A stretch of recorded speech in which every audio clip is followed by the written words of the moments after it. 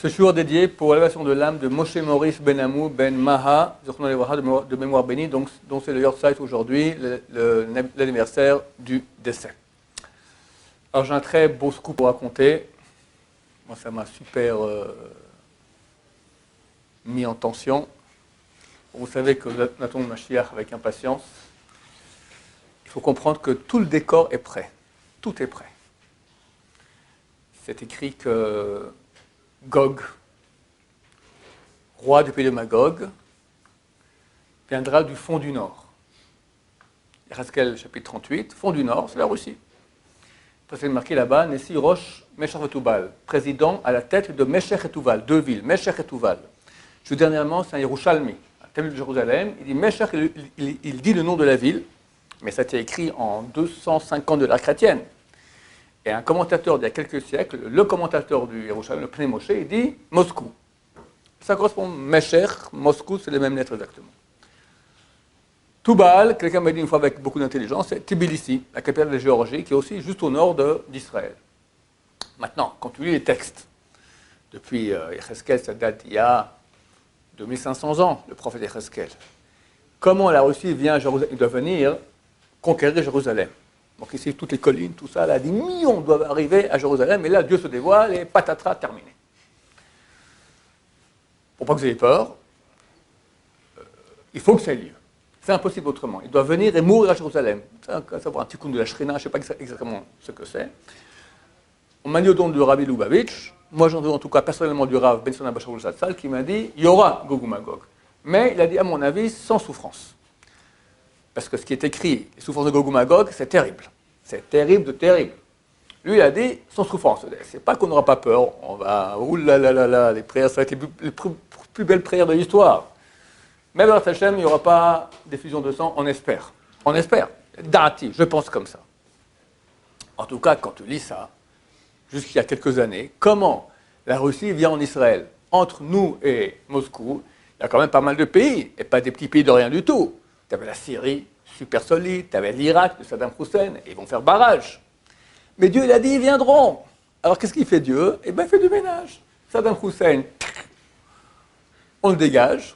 Et je rappelle qu'en 2009, dans le journal Le Point ou l'Express, ils ont raconté que Bush, quand il est venu attaquer, en 2002, il a fait donc la deuxième guerre du Golfe, il a appelé Chirac au téléphone, il lui dit « Viens avec moi faire la guerre, je suis en train de faire Gog ou Magog au Moyen-Orient. » Et Chirac, il a dit « De quoi il parle, Gog ou Magog ?» Il a appelé les curés, on dit qu'il a appelé le Rabbi Yosef Citruc, et on lui a expliqué, d'accord, c'est tous les phénomènes de fin de temps. C'est juste, c'est marqué. C'est marqué dans la Torah, dans la fin du procès de Bilham, c'est marqué que des flottes armées viendront de Kittim et vont persécuter les Assyriens. Assyriens, c'est l'Irak. Deuxième acte, ils vont persécuter ceux qui sont à Ever, l'autre côté du fleuve. Donc l'autre côté du fleuve, c'est l'Euphrate, Rachid dit l'Euphrate. L'autre côté, c'est l'Iran. D'accord, ça c'est le prochain acte qui aura lieu bientôt avec l'aide de Dieu. La Syrie, c'était comme un super grand pays, très puissant, notre ennemi numéro 1, balayé. Guerre civile, terminée.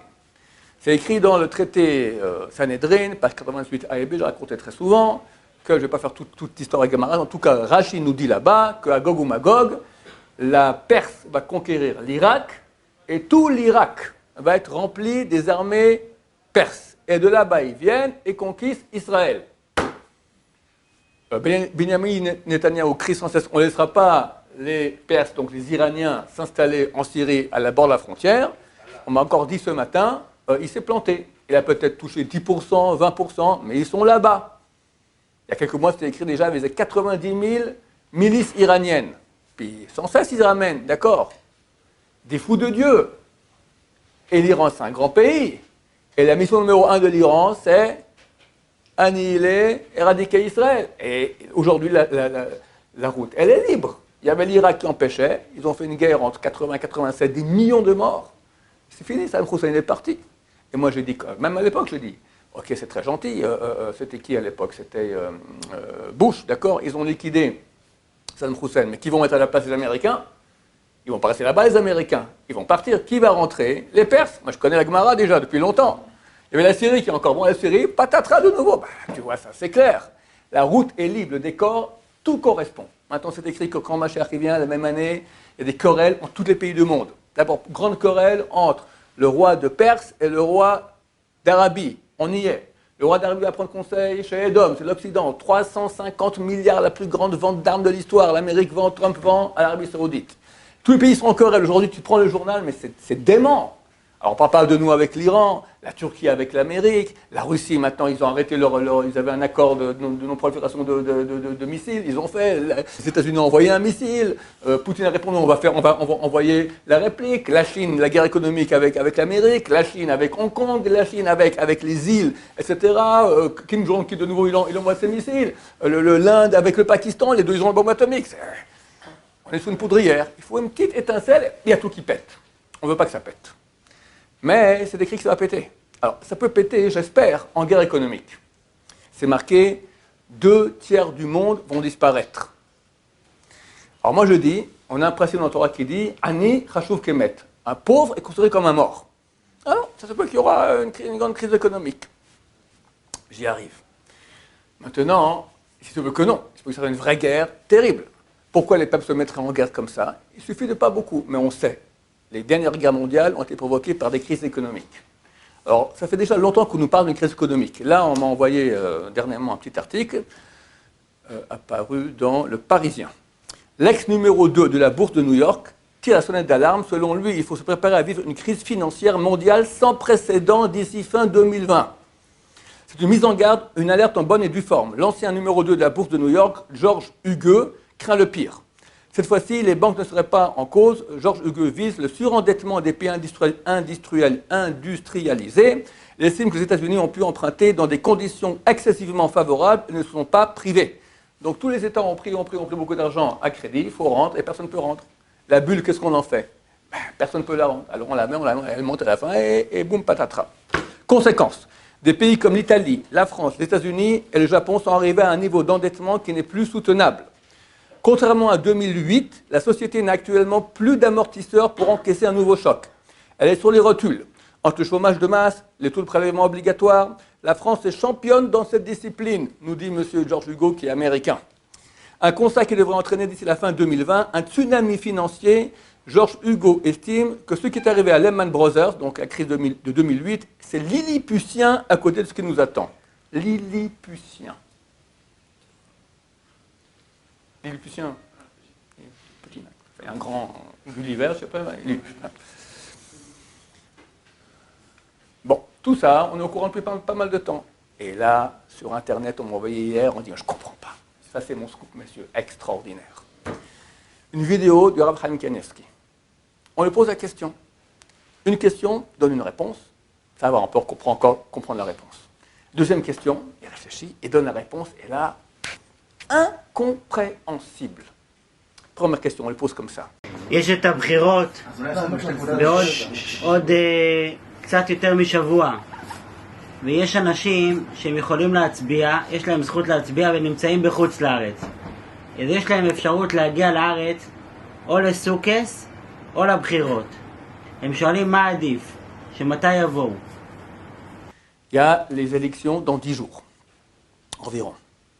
Maintenant, c'est super important pour les partis religieux, que ce soit Bibi qui passe, et les partis religieux, donc il y a beaucoup de voix pour les partis.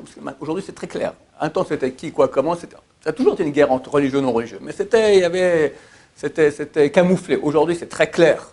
La bagarre, elle est là-dessus. On veut un pays goy ou un pays juif. Alors évidemment, Lieberman, il dit juif, mais pas thoraïque. D'accord, juif goy, d'accord, goy. Non, chrétien, je sais pas ce qu'il veut, d'accord.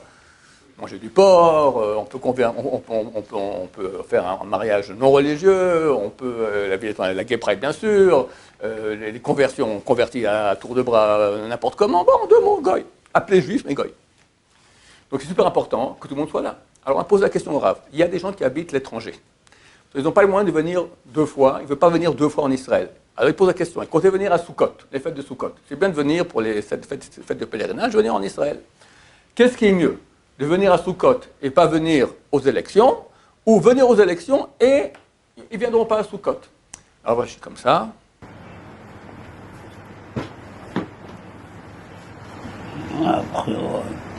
Ce qui est logique. Parce que venir pour Sukkot, c'est pas une grande mitzvah. C'est une mitzvah, mais pas si grande. Par les élections, c'est super, c'est le futur du peuple d'Israël. Deuxième question que pose le type juste après. Il dit, qu'est-ce qu'ils mériteront ceux qui vont venir voter? ומה הם יזכו בזכות זה שהם יבואו להצביע? Qu'est-ce qu'ils mériteront? Qu'est-ce que vous répondez, vous? Alors, Maba, dernièrement, il y a tout le monde, il y a beaucoup de yeshivot qui ont demandé, maintenant, il a dit, tous ceux qui donneront, ils verront Mashiach. D'accord, il dit ça, il dit à tour de... Il réfléchit.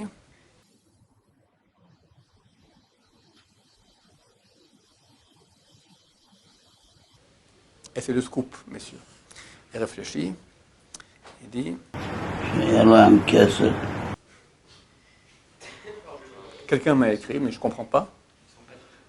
Je ne comprends pas. De quoi on parle? Lui, il a compris qu'il m'a écrit, ils auront de l'argent. C'est-à-dire que si on gagne, alors les coalitions, on a plus d'argent aux élections, tout ça. Mais ce n'est pas le genre du Rav Chaim Kanievski, on aura de l'argent. Puis ce n'est pas eux qui auront l'argent en plus. Et déjà, ça sera la coalition, etc. Et puis ce n'est pas son genre. On aura plus de misos, ils auront de l'argent.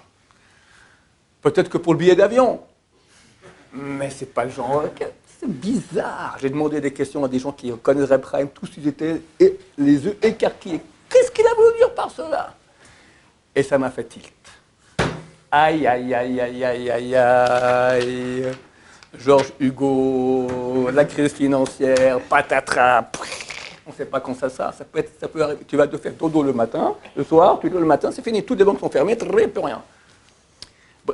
Lehman Brothers, c'est une banque qui a coulé et l'État n'a rien fait pour la... Tous les gens, combien? C'était une vieille banque, des dizaines de milliers de gens là, tu n'as plus d'argent. Mais j'avais, t'as plus. Alors c'était les Lilliputiens, ça. Toutes les banques, tu vas dormir le soir, puis le matin, ils ferment la banque. 2-3 jours, après ils ouvrent la banque, tu n'as plus rien, d'évaluation, machin, terminé. Ça peut arriver à chaque moment. S'il y a ça, c'est la fin. C'est peut-être les 2/3, ou ça peut déclencher une guerre mondiale, c'est évident que ça peut déclencher une guerre mondiale, d'accord? C'est évident. Reb Chaim, il dit, ceux qui viendront seront ici, ils auront de l'argent. Je ne sais pas ce que ça veut dire. Est-ce qu'ils seront bénis, ils ne vont pas être touchés par la crise? Est-ce que c'est en Israël? Moi, je pense plutôt comme ça, en Israël.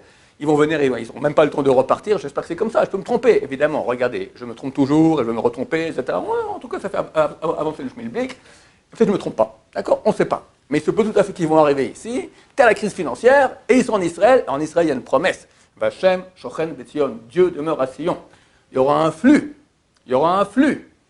Et c'est ça qui peut d'ailleurs provoquer Gog ou Magog. Pourquoi toute la Russie viendrait avec tous les peuples contre nous? Eux, ils sont complètement... Nous, tout va très bien. Il y a un truc qui cloche là. Taillot. D'accord? Je ne sais pas. Ce sont toutes des projections imaginatives à partir des textes. Je ne sais pas ce qui peut se passer. Mais cette réponse de Reb Chaim Kanievski, le grand de la génération, elle est tout à fait incompréhensible. Incompréhensible. La seule compréhension qui est peut-être possible, qui est peut-être vraie, c'est ce que je dis maintenant. Qu'on va vers une crise, et ça, les analystes le disent, et que Bezrat Hashem, en Israël, on ne sera pas touché. En tout cas, touché ou pas touché, Mashiach est bien, et Bezrat Hashem, donc il faut maintenant, messieurs, faire tchouva. Dans 10 jours, les élections, mais dans 20 jours, Rosh Hashanah, le jugement. Et si ce n'est pas maintenant, il a dit jusqu'à fin 2020. Donc, tout va être jugé, tout notre futur l'année prochaine va juger à Rosh Hashanah. C'est pas Rosh Hashanah qu'on te juge, mon cher ami, tu viens comme ça comme une fleur. C'est maintenant. Si tu te prépares, tu fais tchouva, il ne reste pas beaucoup de temps, 20 jours, 3 semaines, c'est rien. Faire le bilan, commencer à changer, venir à montrer à Dieu, ça va, j'essaye. Je vais dans ton sens, je fais de mon mieux. Ok, ça va, je te fais passer. Tout va être, c'est maintenant. Pas dans 20 jours, messieurs, il faut commencer à se réveiller maintenant. Ceux qui m'écoutent, maintenant, tu commences, tu finis là, tu prends un papier. D'abord, tu prends ton portable, tu mets un filtre, première chose.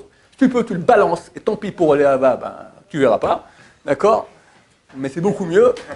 Et, en tout cas, tu mets un filtre, et tu prends ton papier, tu notes, voilà, pour l'année prochaine, qu'est-ce qui va pas? Ça, bon, je prends ça, je vais faire des efforts là-dedans. Ils sont aussi, voilà. Tu commences à changer, et tu montres. Pas, tu écris sur le papier, et puis après c'est terminé. Il faut commencer, tu as 3 semaines à ton dessert, on va voir comment c'est. Voilà, il n'y a pas d'autre solution. Le Mashiach, il vient par la tchouva. Celui qui n'a pas fait de tchouva, ou il ne verra pas Mashiach, ou même s'il voit, mais il sera petit, et tout le monde sera très grand. Et il va se taper la tête dans les murs, pas 1 an, pas 2 ans, pas 10 ans, pas 100 ans, pas 1 million d'années, pas 1 milliard d'années. Trop tard, Balthazar. fallait te réveiller avant. Que c'est l'histoire. Un jour, il y avait une ville avec des juifs et un cimetière juif. Mais il y avait un kilomètre entre la ville et le cimetière. Le jour, il y a eu une guerre. Et un pays conquérant a conquis, ils sont arrivés jusqu'à la ville. Et ils ont mis la frontière entre la ville et le cimetière. Bon, il y a un mort. Qu'est-ce qu'on fait? Ben, on vient avec le mort comme ça, le cortège de l'enterrement. Ils arrivent à la frontière. Qu'est-ce que c'est? Ben, notre carré juif, il est là-bas. On doit passer. Bon, allez, passer. Ok. De nouveau, dans une semaine après, un type qui va. Bon, le douanier commence à comprendre que c'est normal. Et bon. Tous les gens malins se sont dit, bah, on va en profiter. Vu que jamais ils vont vérifier qu'il y a dans le cercueil, bon, on va mettre un peu, on va mettre des cigarettes, on va mettre du cannabis à l'époque, je sais pas, d'accord. D'accord, comment la contrebande. Et bon, alors au début, ils allaient comme ça, en train de pleurer, etc. Puis après, ça devient déjà une habitude. Et ils vont un peu souriant comme ça, avec le truc. Le douanier un jour dit, ça sent pas l'enterrement là. Ouvrez. Mais on ne peut pas ouvrir le cercueil, ouvrez, jamais. Ils ont ouvert et ils ont vu que c'était le tabac et la contrebande. Qu'est-ce qu'a dit le douanier? S'ils avaient pleuré avant, vous n'êtes pas en train de pleurer, vous êtes en train de pleurer maintenant. Celui qui pleure maintenant, il va rire après. Celui qui rit maintenant, il pleurera après. Baruch Adonai, l'olam, amen, amen.